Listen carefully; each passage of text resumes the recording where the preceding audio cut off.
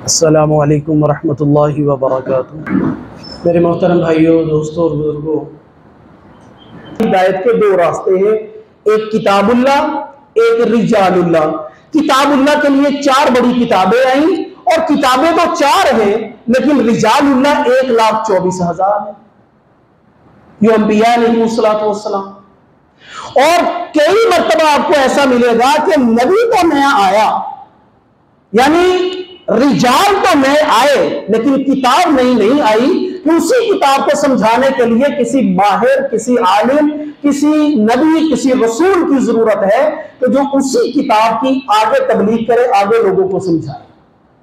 तो इसको दूसरे अल्फाज में यूं समझ लें कि किताबुल्लाह हमा की अहमियत है और रिजालुल्लाह हिदायत की जरूरत है।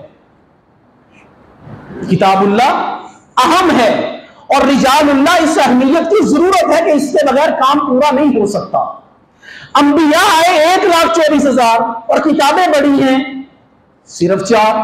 तो इससे पता यह चलता है कि रिजालुल्लाह जो होते हैं, जो अंबिया होते हैं, ये उस किताब के इल्म को सबसे बेहतरीन समझते हैं, तो आगे वो इल्म दूसरों तक मुंतकिल किया जाता है। लेकिन आज हमारे माहौल के अंदर हर वो चीज जो किसी के अपने मन की लगी, उसने उसी को ही अपनी हिदायत का सबब बना लिया।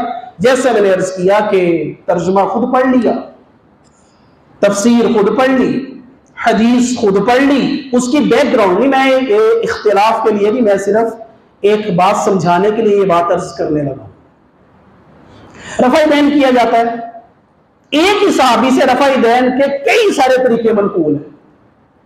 अब किस बिहाफ पे आप फैसला करते हैं कि यही करना है जो हम कर रहे हैं, बाकी हमने 5 तरीके नहीं लेने? नहीं पता ना। तो उधर हिदायत के लिए बताया यह गया है कि जो अंबिया हैं वो बतलाएंगे कि क्या एक ये है कि आपने हर रुकन में रफ़ा दैन करना है।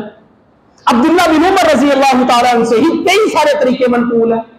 और जो हमारे मुरव्वदा किया जाता है, ये करने की वजह क्या है, बाकी को क्यों छोड़ा गया है, एक बहस होगी, एक बात होगी। मैं आपको आपके सामने लाके दिखा दूंगा। तर्जुमा आप पढ़ लें, तिरमिज़ी में देख लें, अबू दाऊद में देख लें, आप पढ़ के देखें कि आप अगर किसी औरत को छूते हैं तो आपका वुज़ू टूट जाएगा। अपनी बीवी, अपनी बेटी, अपनी बहन, अपनी मां कि अगर आप मस्से मरा, अरबी में इसको कहते हैं, बहस चलती है, तो हम क्या करेंगे? आप तर्जुमा तो आप पढ़ रहे हैं। अब मैं आपको लाके हदीसें दिखाऊं, ये देखो भाई, अगर आपने आते अपनी बेटी को प्यार दे दिया तो आपका वुज़ू टूट गया, जाओ नया वुज़ू करके आओ। तर्जुमा तो यही है, तर्जुमा तो यही है। पढ़ लें आप सारी, जामे तिरमिज़ी में अर्ज कर दिया, सुनन नबी दाऊद के फ़ज़ाइल बाब में वुज़ू के चैप्टर में आप देख लें, आपको मिलेगी यह हदीस। अब क्या करेंगे? तो कोई ऐसा माहिर होना चाहिए जो ये बताए कि वुज़ू किस चीजों से टूटता है और इन अहादीस का पस मंजर क्या है, कब से ये अहादीस चली, तब पहले माहौल क्या था, आज क्या था। मिसाल के तौर पर अहादीस आपको मिल जाएंगी कि आप सलाम, नमाज में सलाम का जवाब दे सकते हैं, लेकिन अब नमाज टूट जाएगी। वो एक वक्त था। तर्जुमा अगर आप सिर्फ हदीस का पढ़ेंगे, आपके सामने आ गई कि नमाज के अंदर सलाम का जवाब दिया गया, तो इससे तो बात काफी नहीं होगी, आपको नमाजें अपनी खराब कर लेंगे।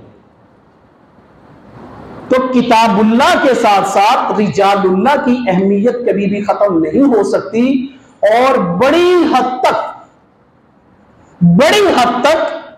वो लोग नजरियाती तौर पर जो इस्लाम और इस्लाम के ढांचे को खराब करना चाहते हैं, वो इस बात में कामयाब हो चुके हैं कि आपको अंबिया के वारिस उलमा से बदजन कर दे।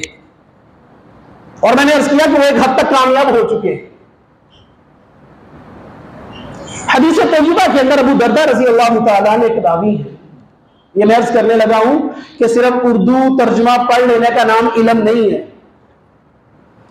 दमिश्क में है अबू दरदा रज़ी अल्लाह तआला, और मदीना से एक आदमी जाते हैं दमिश्क में, जो शाम का आज भी दारुल हुकूमत है।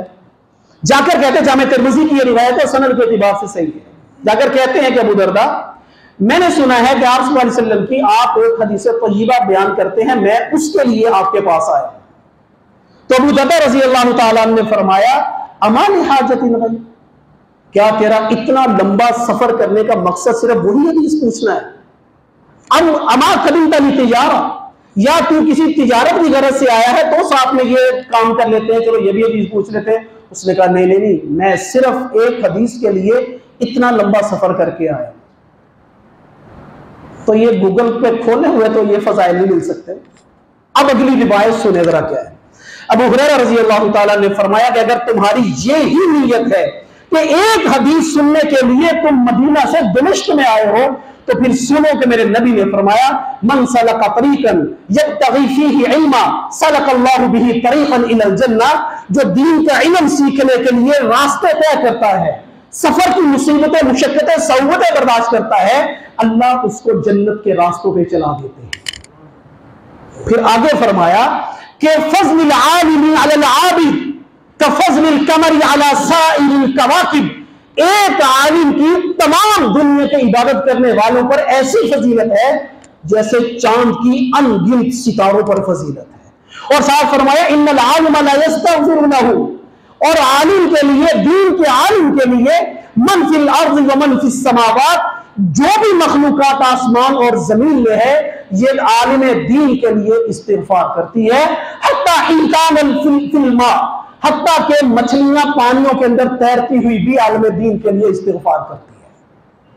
फिर आपने अगली बात इरशाद फरमाई, आपने फरमाया इन्नल उलमा वरसतुल अंबिया, मेरे नबी ने ये इरशाद फरमाया है कि अंबिया के जो वारिसीन है वो उलमा हैं, और उलमा ने और अल-अंबिया लम युवरिसु दिरहमन वला दीनारा, और अंबिया अपनी विरासत में मालो दौलत नहीं छोड़ते, वो इल्म छोड़ते हैं।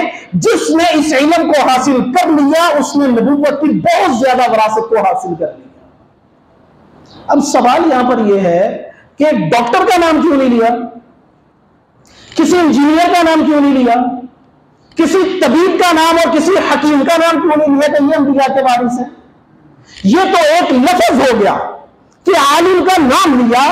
फिर सहाबा इकराम के दौरे मुबारक से लेकर आज तक हर दौर के अहले इल्म और दीन पर अपनी जिंदगी में खपा लेने वाले लोगों का एक फैसला हुआ कि ये खास खास अंदाज में दीन का इल्म हासिल करने वाला जो होगा वो आलिम दीन होगा, और उस आलिम दीन की सनद सरकार दो आलम सल्लल्लाहु अलैहि वसल्लम तक जाएगी, जिस तरह डॉक्टर का लफ्ज है। या किसी एक ने तो तय नहीं किया कि मैं इनको डॉक्टर बना लूं, मैं इनको डॉक्टर तय कर दूं, मेरा डॉक्टर यही है, ऐसा तो नहीं है। एक हर दौर के अंदर मेडिकल साइंस में खास सिलेबस मुतय्यन किया, इस सिलेबस को पढ़ लेने वाले के लिए डॉक्टर की डिग्री जारी कर दी जाएगी। अब इलाज मुआवजा करते हुए अगर इससे कोई जान भी जाया हो गई तो कानून इसको माफ करेगा, इसलिए कि अपनी पूरी सोच, अपनी पूरी समझ, अपने पूरे फहम, अपनी तमाम तर मसाइल को इसने मेडिकल साइंस के हुसूल के लिए लगाया। अब भी अगर सोचो विचार के बाद इससे कोई गलती हो जाती है तो कानून इसकी गिरफ्त नहीं करता। इस तरह हर्बल देसी की पढ़ने वालों ने अपने हुक्मा का नाम हकीम और तबीब रखा, वो डॉक्टर नहीं कहते। वो अपने कॉम्पिटेंट बंदे को वो तबीब कहते हैं या हकीम कहते हैं।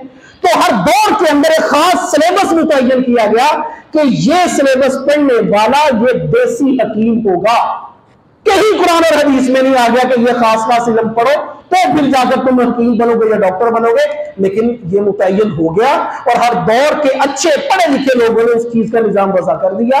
अब सरकार दो आलम सल्लल्लाहु अलैहि वसल्लम के मुबारक दौर से लेकर क़यामत तक के लिए दीन के इल्म को खास खास सिलेबस के साथ मुतय्यन कर दिया गया कि ये आलिम दीन होंगे जो अंबिया के वारिस हैं। लोगों का रास्ता सीधा रास्ता है जिन पर अल्लाह ने इनाम किया, जो अंबिया अलैहिस्सलातु वस्सलाम के हकीकी जानशीन और हकीकी उनके वारिस हैं।